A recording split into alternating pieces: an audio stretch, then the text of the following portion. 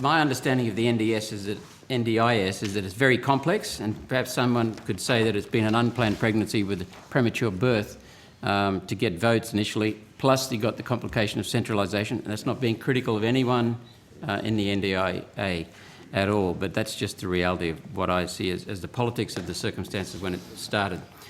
It's still being unpacked and it's still being built, as I understand it. Is that correct? That's correct. Senator, I think it's fair to say that Minister Robert has said that we're probably about 80% done, but there are some refinements that need to be done to the scheme, and those refinements are underway. Yep. So I've heard horror stories, shortfalls of and confusion in providing services, excessive cost, lots of consultants. So what I'm saying is I understand if those are true, and I think they are, then I understand the circumstances, okay? So I'd like to ask questions that go to access and continuity. So I'm hearing many stories. I'll just give you a little introduction of where I'm coming from. I'm hearing many stories from groups such as the Transport Development and Solutions Alliance in Queensland that there is no equal opportunity, there is sometimes not equal opportunity in access to services for transport for participants, clients, what do we call them, participants? Participants. It has been said that people who have a family member or a friend who works in healthcare or who understands the NDI system are getting more access to more services than everyday Australians who don't understand the system. It's complex. So the Transport Development and Solutions Alliance have sought my support to encourage you to consider improvements to NDIS service delivery. This organisation is a Queensland-based statewide non-profit group who are committed to supporting and facilitating a collaborative response to improve transport, access and mobility. They are telling me that users of the NDIS services are concerned about inequities in access to services, including transport services. As we know, access to transport is often a necessity for employment, social participation and for access to other services such as health and education. So my question is, can the NDIA please advise what steps it is taking to ensure everyone is informed as to the full range of available services and that they are given an equal opportunity to access NDIS and transport services? How do you reduce the complexity? How do you make sure people understand? Thank you, Senator. Firstly, I'd like to acknowledge that transport is something that we've been working with states and territories and our colleagues DSS on now for some time.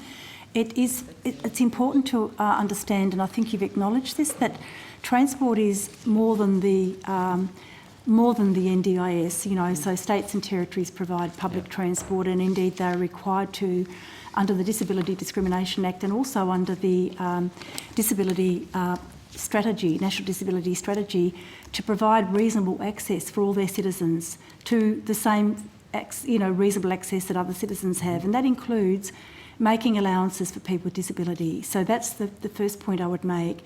The other point, though, I would make is that for our participants who need extra support in their plans because, they either are going to employment or they need to participate more fully in the community, we do fund transport in the plans. But one of the things we don't do is we don't actually enter into contracts directly with providers, transport providers, because we're not a provider. And the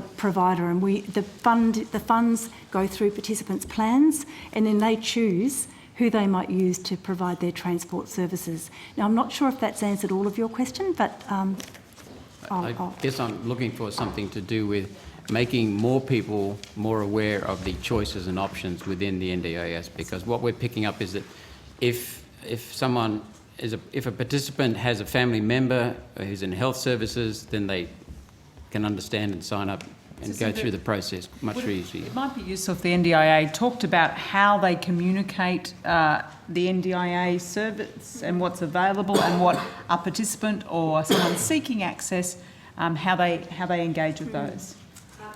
So, Senator, just a little while ago, prior to you coming in, I talked about when we were firstly rolling out the scheme into new locations, and Queensland is a good example because some of the locations only started coming in, 6 months ago, at the beginning of this financial year.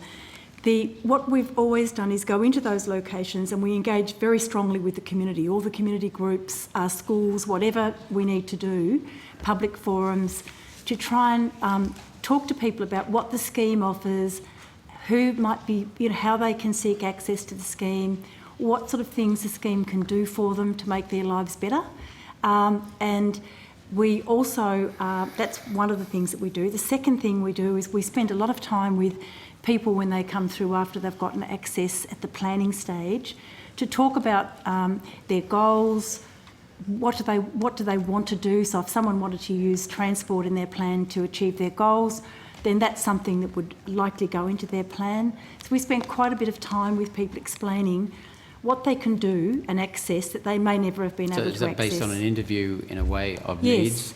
Yes. So what we do is when a person comes into the scheme, once they've had an access decision, they either will be contacted by a local area coordinator, who's someone who we contract, a community-based organisation like Anglicare or Mission Australia, someone of that nature, to contact the person, and they will take them through. They'll bring them into the office or go and talk to them at home, and they'll start the planning discussion with them and talk about what they want to get out of their plan, their first plan. If the person has very complex needs, the agency looks after people who've got very complex needs where they're connecting up with many other systems like health systems and the justice system, child protection system and the like. So there are various alternatives for transport and various ways of Yes. securing that transport. So there must be a diverse range of people's needs when it comes to transport costs. Yes. So yes, and so explain. for example, we can give you some examples. There've been some people who've just wanted to learn how to use public transport better, and they haven't been confident. So we've helped them through their plan, pay for someone to help them and travel with them for a while until they're confident. The other thing we've done, it falls into a different part of the scheme, modifications, but we've even modified people's cars so that if they wish to drive, and there's a great example in the ACT here of a young man who couldn't get to the bus stop easily to get to a job. He wanted to work, so he had a car modified, and that enabled him then to meet his transport needs. So that's another example. There are many different ways in which people can choose to use their funds. Okay, so thank you for that. At planned client or participant service reviews, do different NDIA planners have different approaches or make different decisions on transport costs for people with similar disabilities? How do you standardise? How do you make sure it's fair? It's a good question, and this is one of the through training of our planners and through guidance. So we have quite a lot of guidance in the agency in relation to every decision a planner would have to make in a plan with a participant.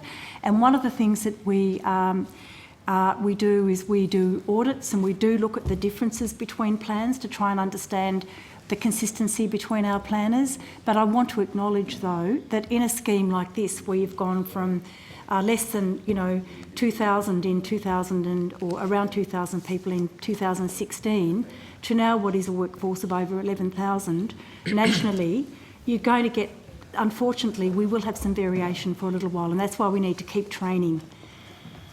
So I'm pleased to hear that word variation. At least Yes, that's understood. oh yes, we acknowledge that there are. Can I ask one more? That would be your final question, thanks. Yeah. Are the payments to providers for NDIS services inclusive of an administrative overhead?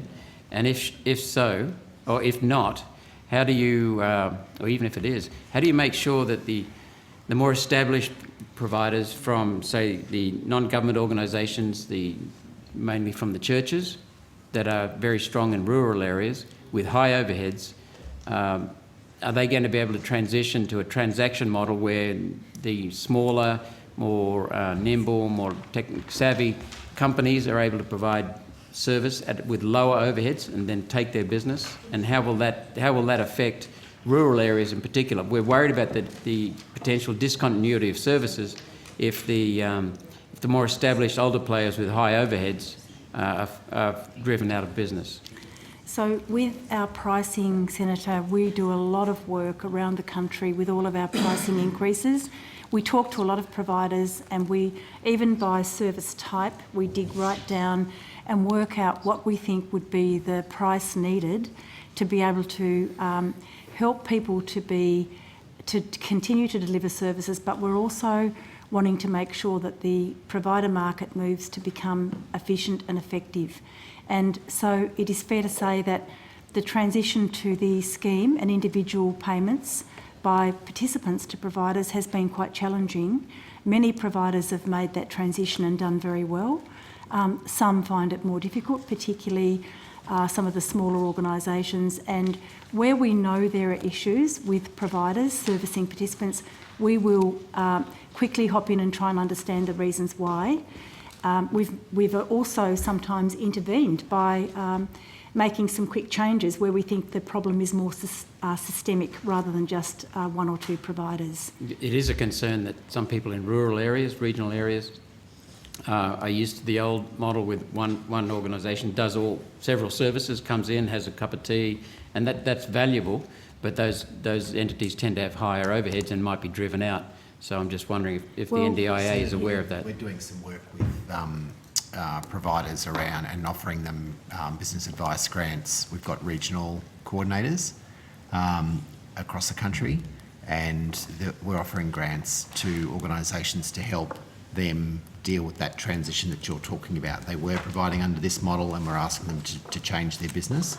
And so up to $20,000 that we're providing to organisations to do that work. Is that mainly for smaller organisations? It's a mix. I think we'll, Thank you. Thank you.